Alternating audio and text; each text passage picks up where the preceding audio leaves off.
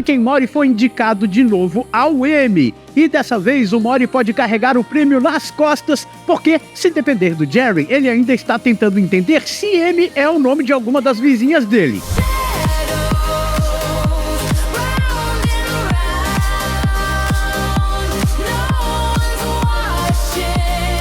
Olá, eu sou o Andrei Lane e sejam bem-vindos ao canal Entre Dimensões.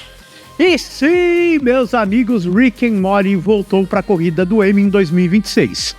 Ele foi indicado na categoria de melhor programa de animação com o episódio There's Something About Maury, cara, que é justamente o primeiro episódio da 9ª temporada.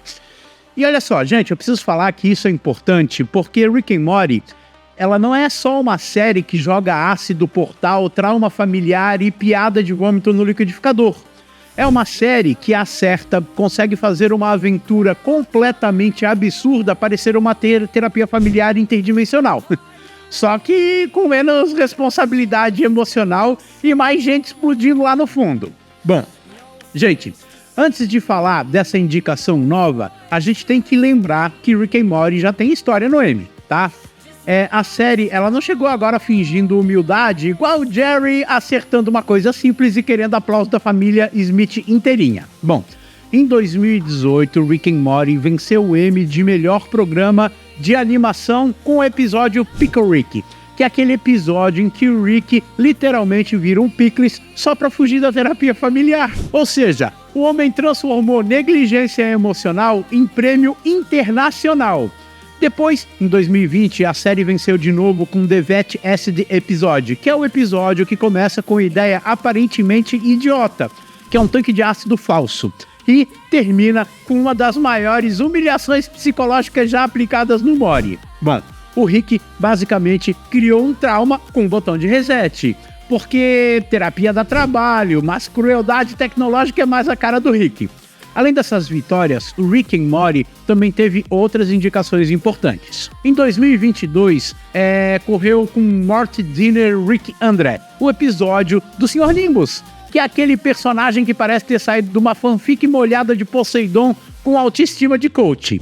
Em 2023, a série foi indicada com, Night Family, que é um episódio muito bom, estranho, tenso e nojento do jeito certo, mostrando que até quando a família Smith dorme, ela consegue ser mais funcional que o Jerry acordado.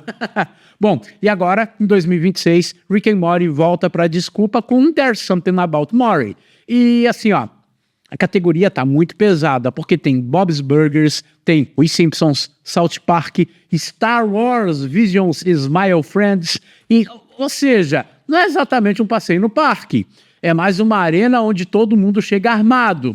O Jerry chegaria com um sanduíche e ia perguntar onde é que faz inscrição para estacionamento gratuito, com toda certeza. Mas, por que esse primeiro episódio da 9ª temporada ele tem uma chance real de fazer Rick and Morty vencer de novo? Vamos lá. Primeiro, porque ele entende uma coisa que a série faz muito bem quando está inspirada. Ele mistura espetáculo com personagem. Não é só, olha lá que loucura, tem portal, tem pancadaria, tem ficção científica e alguém gritando em uma dimensão qualquer. Não. Isso, Rick and Morty faz no piloto automático, a gente já sabe disso. É igual o Rick dirigindo bêbado uma nave que provavelmente é mais segura que qualquer carro que Jerry já comprou. Mas o ponto é que esse episódio usa a bagunça para falar do Morty.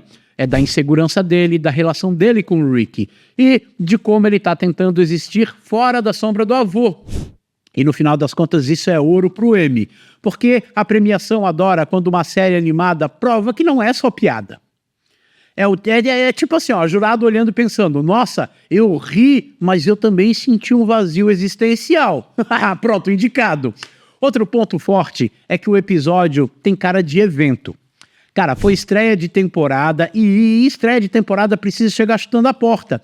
E esse episódio chega com a energia de que a gente ainda está aqui, ainda sabemos brincar com a própria mitologia e ainda dá para usar o Morty como saco de pancada emocional. Bom, o episódio ele não depende apenas de referência gratuita. Ele pega elementos que os fãs reconhecem e transforma isso em uma história com ritmo, com conflito e com consequência. E quando Rick and Morty acerta esse equilíbrio entre lore e comédia, cara, a série fica difícil de ignorar. Porque, vamos ser sinceros, quando Rick and Morty erra, parece um cientista tentando explicar uma piada que nem ele mesmo entendeu. Mas quando acerta, cara, vira aquela mistura de inteligência, idiotice e caos emocional que poucas animações conseguem entregar. E o primeiro episódio da 9ª temporada tem justamente esse argumento a favor. Tipo, ele não tenta fingir que a série é outra coisa. Ele abraça o absurdo, mas coloca um conflito emocional no centro. O Morty, ele não tá ali pra gritar, "Oh, Jess, Rick!" Bom, ele tá carregando uma parte da história. Ele tem insegurança e desejo de autonomia. Ele tem medo de ser substituído, tem medo de não ser o suficiente.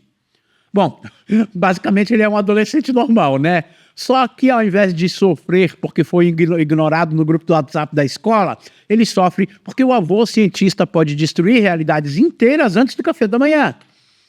Isso deixa o episódio mais forte. E o M, ele costuma reconhecer episódios que têm uma ideia fechada, tem uma identidade visual, um bom ritmo e um personagem passando por alguma coisa bem clara. E em There's Something About Maury, entrega exatamente isso.